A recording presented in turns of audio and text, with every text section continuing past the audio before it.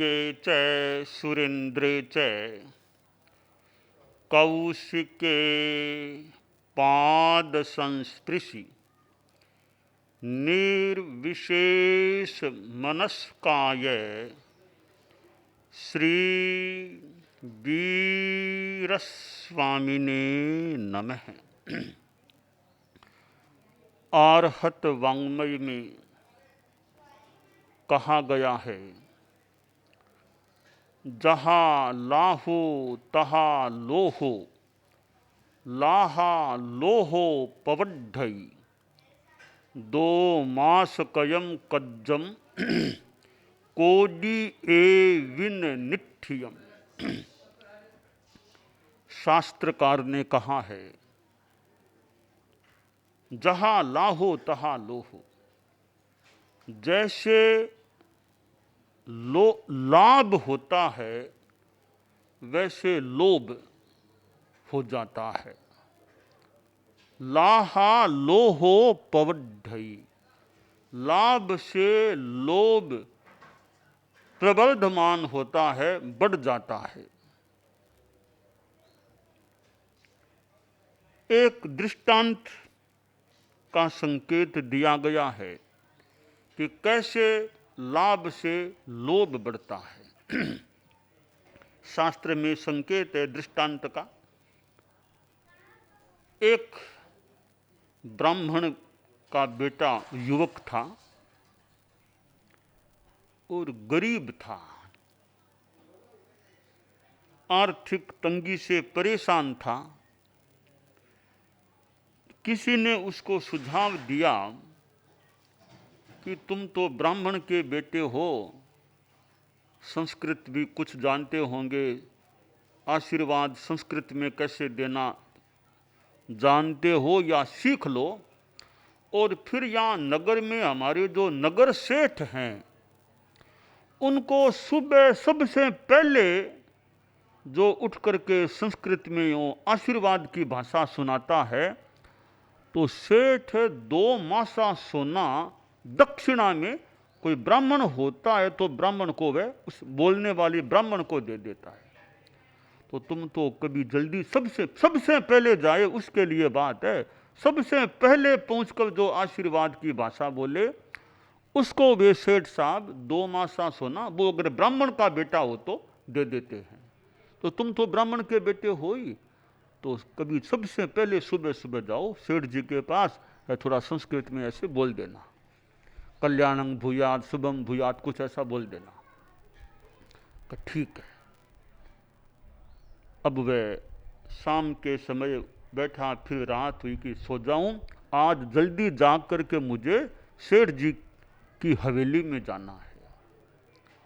वो दिमाग में यही बात थी, जल्दी उठना। तो रात को 1 बजे ही जाग गया। घड़ी ओर का ध्यान नहीं दिया, सोचा जल्दी जाऊं, मेरे से पहले दूसरा कोई न चला जाए। सड़क पर दौड़ता जा रहा था, तो रात्रि में नगर में जो आरक्षक लोग घूम रहे थे सुरक्षा की दृष्टि से, उन्होंने देखा, रे रात में अकेला ये कौन दौड़ता जा रहा है, इसको गिरफ्तार करना चाहिए, ये चोर हो सकता है। उस ब्राह्मण पुत्र को अरेस्ट कर लिया गया, ये चोर होना चाहिए। सवेरे उसको वहाँ का जो राजा था वहाँ ले जाया गया, और आरक्षक लोग, फिर मंत्री जी बोले कि महाराज ये रात को अकेला सड़क पर, सुनसान सड़कों पर दौड़ता हुआ मिला है, रात को 1 बजे लगभग का समय, हमें इसकी चोर होने की आशंका है, तो आप देख लो जैसे इसका करना हो। राजा ने उस युवक को देखा तो लगा चोर तो नहीं होना चाहिए, कोई भला लड़का लगता है। तो राजा ने उसको निकट बुलाया, अरे तुम क्या चोरी तो नहीं करते हो ना, चोर तो नहीं हो ना? बोला, बाप जी मैं चोर बिल्कुल नहीं, मैं तो ब्राह्मण का बेटा हूं। तो तुम रात को 1 बजे के आसपास सड़क पर क्यों दौड़ते जा रहे थे? तो वह बोला, अन्नदाता, मैं तो ब्राह्मण का बेटा गरीब हूँ, मुझे किसी ने बताया कि यहाँ सेठ साहब हैं नगर में, नगर सेठ है, सबसे पहले उनको कोई संस्कृत में आशीर्वाद सुना दे, ब्राह्मण का बेटा, तो वे उसको 2 मासा सोना देते हैं। तो मैं तो उसके लिए सोचा और कोई पहले न पहुंच जाए, घड़ी का ध्यान रहा नहीं, नींद जागीर में वहाँ से दौड़ा और मैं पकड़ा गया। तो राजा को विश्वास हो गया ये भला लड़का है, कोई चोर तो नहीं है। तो बोला महाराज मैं तो 2 मासा सोना के लिए दौड़ा, वो भी मेरा गया, अब तो लेट हो गया, मैं तो ऐसे ही रह गया। तो राजा बड़ी दया भावना से बोला कि नहीं कोई बात नहीं है, 2 मासा क्या, तुम जो मांगो सो मैं दे दूंगा, जो कुछ मांग लो मैं दे दूंगा, मैं तो राजा हूं, मांगो सो दे दूं। तो बोला महाराज पहले तो मुझे सोचने के लिए समय दीजिए, फिर मांगूंगा। ये अपने महल के पीछे कैंपस में अशोक वाटिका है, बगीचा, वहां जाके आराम से बैठ जाओ, सोच लो, फिर मेरे पास आ जाना। अब युवक है, उसे अशोक वाटिका बगीचा था, वहां गया सोचने लगा कि 2 मासा सोना मांग लूं तो 2 मासा से तो क्या होगा, इतनी बड़ी जिंदगी है, परिवार है। राजा ने कह दिया चाहो सो मांग लो, 4 मासा सोना मांग लो। फिर सोचा रे 4 भी कम पड़ेगा, 8 मासा मांग लूं, 16 मासा मांग लूं सोना। फिर सोचा रे 16 32 क्यों, मैं तो आधा राज्य ही मांग लूं ना, एकदम मैं आधा बराबर का राजा हो जाऊंगा। फिर लोभ बढ़ा, अब लाभ से लोभ करे, मांगू तो आधा क्यों, पूरा ही राज्य मांग लूं। राजा ने वचन दे दिया कि जो मांगो सो देऊंगा, तो पूरा ही राज्य मांग लूं, फिर तो सारा यहां का सम्राट मैं बन जाऊंगा। यहां तक पहुंच गया। इतने में एक विचार ने मोड़ लिया कि अरे मैं 2 मासा सोना मांगने के लिए निकला था, पूरा राज्य मांगने की बात मैंने सोच ली, धिक्कार है मेरे लोभ को। यहां तक पहुंच गया मैं, राजा को नीचे बिठा के मैं सिंहासन पर बैठूंगा, यह विचार आ गया। नहीं, लाभ से लोभ बढ़ता है, मुझे तो लोभ में नहीं जाना। विचार की दिशा ऐसी बदली, एकदम अपरिग्रह की चेतना जागी, अमोह की चेतना जागी, अलोभ की चेतना जागी, वैराग्य जाग गया और बहुत ऊंचा अध्यात्म में पहुंच गया, और वही मानो साधुत्व आ गया, केवल ज्ञान की प्राप्ति हो गई। अब वह राजा के पास गया, राजा बोला मांगो, क्या मांगते हो। लड़का बोला अन्नदाता महाराज, राजन मैं मन में जो मांगने की बात आ गई थी वो मांगूं तो सिंहासन पर मैं बैठता और आपको सिंहासन छोड़ना पड़ता, पूरा राज्य मांग लेता मैं, परंतु अब मेरी दिशा बदल गई, और दिशा बदली तो भीतर की दशा भी बदल गई। अब मैं कुछ नहीं मांगता, जो मुझे संपदा, आध्यात्मिक संपदा चाहिए वो बहुत कुछ मुझे मिल गई है, अब मुझे आपसे कुछ नहीं चाहिए, कुछ नहीं मांगना मुझे। तो लाभ की तरफ आगे बढ़ा तो लोभ कितना बढ़ गया, दिशा बदली तो एक वीतराग चेतना की प्राप्ति हो गई। तो लाभ से लोभ कि इतना मिल गया, थोड़ा और मिल जाए, थोड़ा और मिल जाए। आप लोग जो गृहस्थ हैं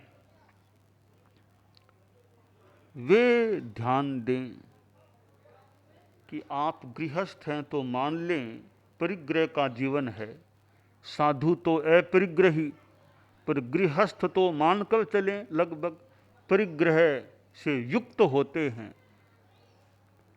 मैं परिग्रह में निरत हूँ, साधु उससे दूर है। श्रावक सोचता है कि मैं तो परिग्रह में निरत हूँ, साधु उससे दूर हैं, परंतु आप परिग्रह के पंख में रहते हुए भी कितने निर्लेप रह सकते हो और परिग्रह को भी कितना अल्पीकृत कर सकते हो, कम कर सकते हो, इस पर ध्यान देना चाहिए कि परिग्रह कैसे कम हो। 3 मनोरथ होते हैं श्रावक के, उनमें पहला मनोरथ है कब मैं अल्प मूल्य और बहुमूल्य परिग्रह का प्रत्याख्यान करूंगा। परिग्रह कम हो और फिर अवस्था वृद्धत्व की ओर चली गई है, 80-85 आ गए हैं, अब तो और ज्यादा सोचें कि परिग्रह से कितना मुक्त हो सकता हूं। ठीक है, जितना आवश्यक चाहिए उतना तो मान लें, रखना पड़ सकता है, बाकी अतिरिक्त है उसके स्वामित्व से मुक्त हो जाऊं, उसके स्वामित्व का विसर्जन कर दूं, हल्का हो जाऊं परिग्रह की दृष्टि से। बस आवश्यक है उसके सिवाय परिग्रह न रखूं। यावद भ्रियेत जठरम, जितने से पेट भर जाए, यानी जीवन की आवश्यकताओं की पूर्ति हो जाए उतना तो मान ले, गृहस्थ है, रखना पड़ सकता है, और ज्यादा संग्रह परिग्रह नहीं। परिग्रह एक भार है और अपरिग्रह श्रृंगार है, उपहार है।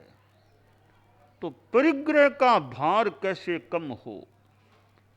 सब्बे आभरणा भारा, सारे आभरण जो आप लोग गृहस्थ लोग गहना आभूषण पहनते हैं, ये सब भार है। शरीर पर भी भार है, मन पर भी भार बन सकते हैं, चेतना पर भी भार बन सकती हैं, कर्मों का भार वो लाद सकते हैं। तो सब्बे आभरणा भारा, ये सारे आभरण, अलंकार, आभूषण वे भार हैं, यानी परिग्रह भार है। आपके पास मकान कितने हैं, दुकान कितनी, खेत कितने, और नगद राशि कितनी, सोना चांदी कितना, जितना है उसको कितना कम किया जा सकता है, कितना अल्प परिग्रह की ओर बढ़ा जा सकता है। एक महारंभ महापरिग्रह वाला व्यक्ति, बहुत ज्यादा आरंभ समारंभ हिंसार, एक बहुत परिग्रह वाला आदमी है, और एक अल्पारंभ अल्प परिग्रह है, आरंभ हिंसा भी कम, परिग्रह भी कम। तो बाह्य दृष्टि से देखें तो जितना ज्यादा परिग्रह, धन संपत्ति पैसा, उतना आदमी मान लो एक दृष्टि से बड़ा आदमी है। पर अध्यात्म की दृष्टि से देखें, जितना परिग्रह कम है वो अध्यात्म की दृष्टि से परिग्रह के संदर्भ में बड़ा आदमी है। महापरिग्रह, अल्प परिग्रह और अपरिग्रह, महेच्छ, अल्पेच्छ और अनिच्छ। महापरिग्रह, महा इच्छा वाला, बहुत ज्यादा परिग्रह है, बहुत ज्यादा इच्छाओं वाला है, वो बड़ा भारी है। और महापरिग्रही है, महा इच्छ है, तो कर्मों का बंध भी भारी हो सकता है। दूसरा है अल्प परिग्रह और अल्पिच्छ। अल्प परिग्रह, ज्यादा संपत्ति कुछ नहीं, स्वेच्छा से त्याग देता है कि ज्यादा परिग्रह नहीं रखना है, और इच्छाएं भी कम है। एक तीसरा व्यक्ति है अपरिग्रह और अनिच्छ, न तो परिग्रह, इच्छाएं भी नहीं है, वह तो बहुत बड़ा आदमी है।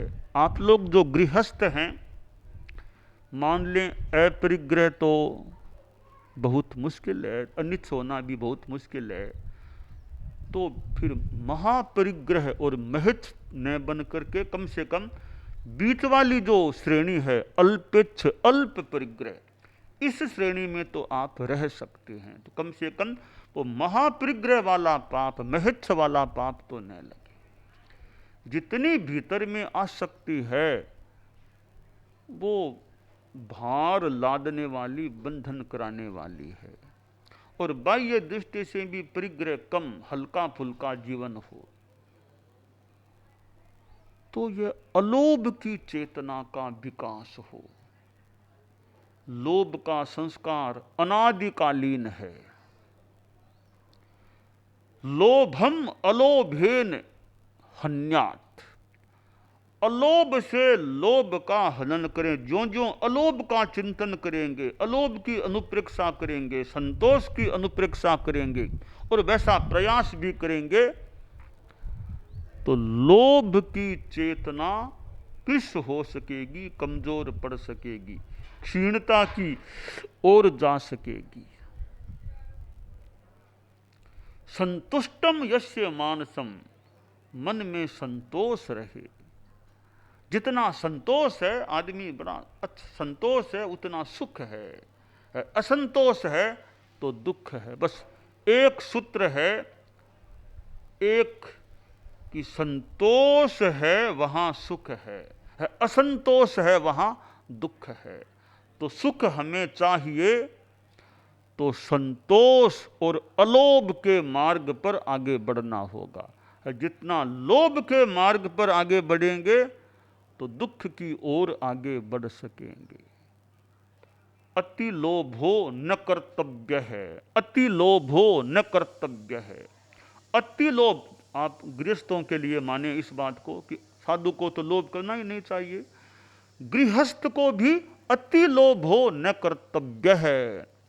अति लोभ नहीं करना चाहिए, ज्यादा लोभ में नहीं जाना। ठीक है, थोड़ा तो गृहस्थ है, ज्यादा लोभ में नहीं जाना चाहिए। लोभ के कारण से आदमी झूठ भी बोल देता है, लोभ के कारण से आदमी हिंसा अपराध में भी जा सकता है, लोभ से किसी को मार भी दे आदमी। तो ये लोभ कई पाप कराने वाला बन सकता है। पाप का बाप लोभ है, पाप का जनक लोभ है। तो ये जो जनक है वो खत्म हो जाएगा, फिर और पापों को लगने का मौका ही नहीं मिलेगा। तात्विक दृष्टि से बताऊं, 14 गुणस्थानों में 10वें गुणस्थान में भी सूक्ष्म लोभांश भीतर में विद्यमान रहता है। 10वें गुणस्थान का में संप्राय, सूक्ष्म संप्राय, थोड़ा सा यह संप्राय, यह कसाय, यह लोभ का अंश ठेठ 10वें गुणस्थान तक रहता है। गुस्सा, अहंकार, माया ये 9वें गुणस्थान में ही चले जाते हैं, तो उसके बाद भी लोभ थोड़ा सा अस्तित्व वाला 10वें गुणस्थान तक रह जाता है। यानी लोभ है वो सबसे बाद में नष्ट होने वाला है। 4 कसायों में सबसे बाद में जाने वाला लोभ होता है। तो संतोष की अनुप्रेक्षा करें, मन में संतोष का कवच धारण कर लें, बड़ा सुख मिलेगा। फिर दुख की हिम्मत नहीं कि वो मन को दुखित बना दे। लोभ नहीं, फिर कोई चीज मन को दुखित नहीं बना सकती। राजा ने मंत्री से कह दिया कि मंत्री आज मैं सुबह नंगे पांव घूम रहा था, मॉर्निंग वॉक नंगे पांव कर रहा था, तो एक कांटा चुभ गया। तो ऐसे कांटे अगर हमारी प्रजा लोगों के चुभते होंगे तो कष्ट होता। मेरे बड़ा कष्ट हो गया, आज कांटा चुभा, बहुत उसको मुश्किल से निकाला गया, कष्ट हुआ। तो प्रजा में किसी को कष्ट न हो तो एक काम करो, हमारे राज्य की सारी धरती पर चमड़ा मंडवा दो, किसी के कांटा न चुभे। राजा ने कह दिया तो मंत्री बड़ा बुद्धिमान था कि ठीक है महाराज, आपका जो हुक्म, जो आदेश।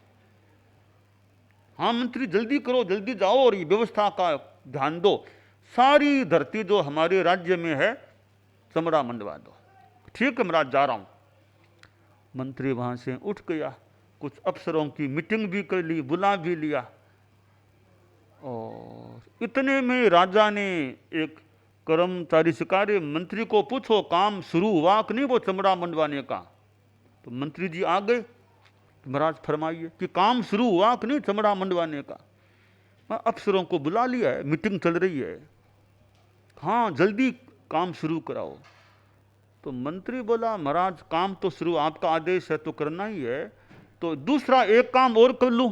दूसरा काम क्या, कि कि सारी जनता को संथारा का प्रत्याख्यान करवा दूं, सब जनता को संथारा पिचकवा दूं, अनशन करवा दूं, या और काम कर लूं साथ में। क्यों अनशन क्यों करा दो? तो अन्नदाता, सारी धरती पर चमड़ा मंडवा दिया जाएगा, फिर अनाज पैदा कहां होगा, लोग क्या खाएंगे? तो संथारा करा दे सबको। अरे मंत्री, यह बात तो मैंने ध्यान नहीं दिया, ऐसा तो नहीं करना है। तो क्या करना चाहिए मंत्री? कि महाराज सीधी सी बात है, राजकीय भंडार से प्रत्येक नागरिक जिसके पास जूते नहीं है, चमड़े के जूते सबको दिला दिए जाएंगे, जनता चमड़े के जूते पहन लेंगी, फिर कांटा क्यों चुभेगा किसी के? जिसके पैरों में जूते, फिर कांटा क्यों चुभेगा? हाँ, यह बात ठीक है।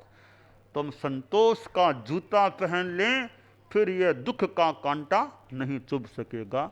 तो संतोष परम सुख का एक आधार है।